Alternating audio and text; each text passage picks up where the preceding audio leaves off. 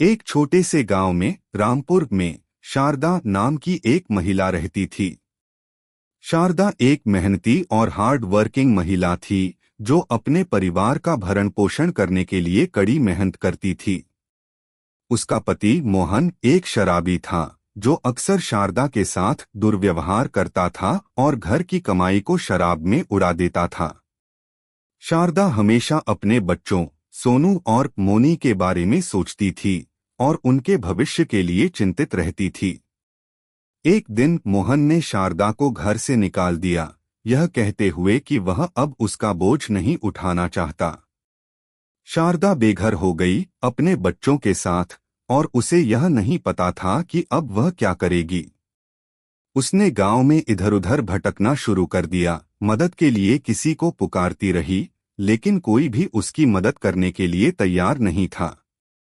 रात हो गई थी और शारदा एक सुनसान सड़क पर बैठी थी, अपने बच्चों को गले लगाए हुए। वह बहुत डरी हुई और अकेली महसूस कर रही थी। तभी उसे एक छोटा सा ढाबा दिखाई दिया जहां कुछ लोग नूडल्स खा रहे थे। शारदा को भूख लग रही थी, लेकिन उसके पास पैसे नहीं थे।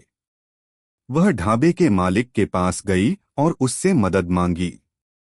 ढाबे का मालिक राकेश एक दयालु आदमी था। उसने शारदा की कहानी सुनी और उसे अपने ढाबे में काम करने की पेशकश की। शारदा ने खुशी खुशी यह पेशकश स्वीकार कर ली। उसने राकेश के ढाबे में नूडल्स बनाने का काम शुरू कर दिया। शारदा बहुत मेहनती थी और उसने बहुत जल्दी नूडल्स बनाने में महारत हासिल कर ली। उसके नूडल्स बहुत स्वादिष्ट थे और जल्द ही उसका ढाबा गांव में बहुत लोकप्रिय हो गया। राकेश ने शारदा को एक कमरा दिया जहां वह अपने बच्चों के साथ रह सकती थी।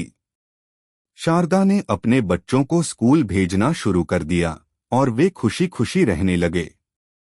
शारदा ने कभी भी अपने पति को माफ नहीं किया, लेकिन उसने अपने बच्चों के लिए एक बेहतर भविष्य बनाने का फैसला किया।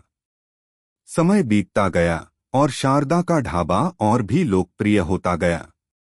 उसने अपने नूडल्स को और भी स्वादिष्ट बनाने के लिए नए नए व्यंजन आजमाने शुरू कर दिए। उसने गांव के लोगों के साथ मिलकर काम किया और उन्होंने उसके ढाबे को और भी सुंदर बनाने में मदद की। एक दिन मोहन शारदा के ढाबे में आया। वह शराब के नशे में था और उसने शारदा को परेशान करना शुरू कर दिया। शारदा ने उसे डांटा और उसे ढाबे से बाहर निकाल दिया। मोहन को अपनी गलती का एहसास हुआ और उसने शारदा से माफी मांगी। शारदा ने उसे माफ कर दिया और उसे अपने साथ रहने के लिए कहा।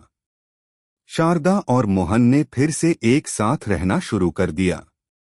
मोहन ने शराब पीना छोड़ दिया और उसने शारदा के साथ मिलकर ढाबे को चलाने में मदद की।